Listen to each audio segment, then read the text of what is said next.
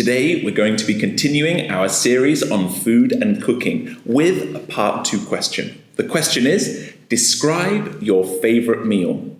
You should say what it is, when you usually eat it, how it is prepared, and explain why it's your favorite meal. There are many stunning dinners that I could talk about. However, if I had to pick one, it would be the traditional delicacy of fish and chips. I chose this meal because it's an important part of British culture. When I was younger, my stunning mum always cooked fish and chips for my wonderful family and I on a Friday evening.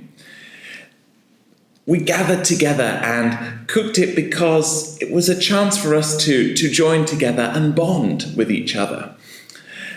Fish and chips is not only a staple of British culture, but also it's a fundamental tradition on a Friday evening.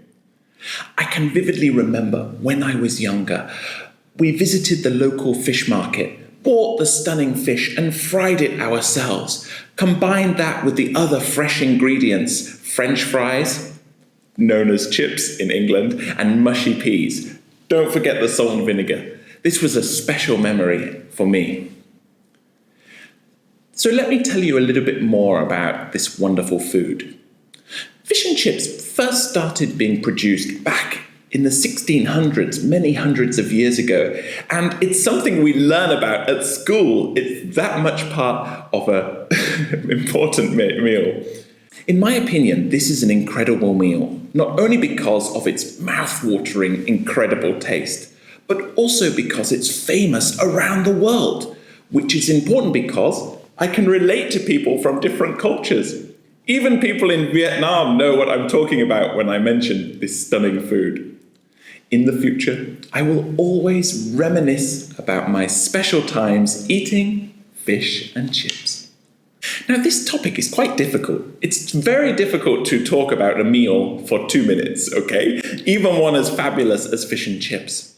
But what did I do? I told a story. I told a story in the past about how fish and chips made me feel, about its cultural significance, and indeed about how it related to my family and our happy childhood memories.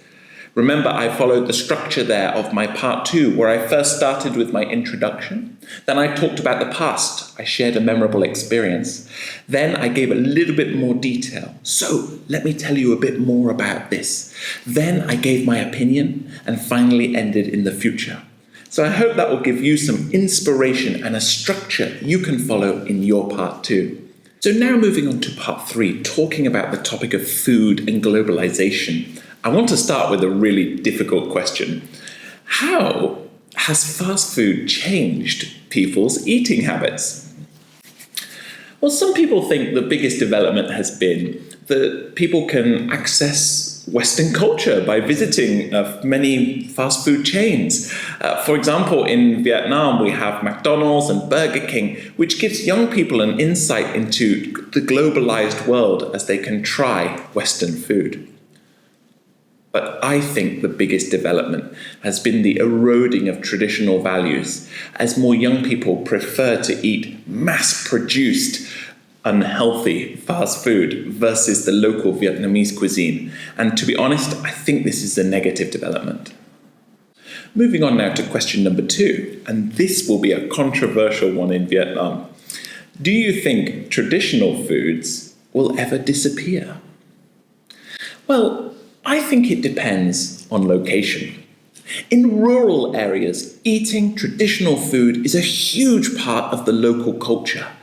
Parents and grandparents teach the recipes and secret ingredients of these wonderful mouth-watering dishes to their children. And therefore there is a pressure on their shoulders to continue eating this amazing food. In contrast, in more urban and metropolis areas, there is a decline in traditional food as foreign companies from all over the world try to compete for the Vietnamese market. In the future, though, I think amazing traditional food will always have a special place in Vietnamese people's hearts. Moving on now, let's talk about question number 3. Should governments regulate the unhealthy food market? Yes, absolutely. If the government imposes stricter regulations, then obesity rates are more likely to decrease, which is important because many young people, especially in Western countries, suffer from being slightly overweight. Therefore, these government regulations would help to reduce that. Moreover, with more regulations, people can understand more and be better educated on the contents and the ingredients of the food, which may lead them to making more educated choices when choosing their dinner. And the final question, why do some people prefer international food to local food? Well, this is a great question. I think the main reason is that they want to try something new and have a new experience to be able to tell and share with their friends. Perhaps for the younger generation, they want to share their restaurant experience with people on Facebook. Moreover, trying international food gives people a bit of an insight into another country's culture, and therefore people can feel closer by trying their stunning cuisine. Perfect, guys. So I've tried to give you a little bit of inspiration there and to tackle some of the most difficult questions around this topic. As always, guys, please let me know in the comments down below. How would you answer these questions? Do you think international food will ever triumph over traditional Vietnamese cuisine? Thanks for watching, team. Please hit subscribe and hit the like button. See you in the next video. Bye for now.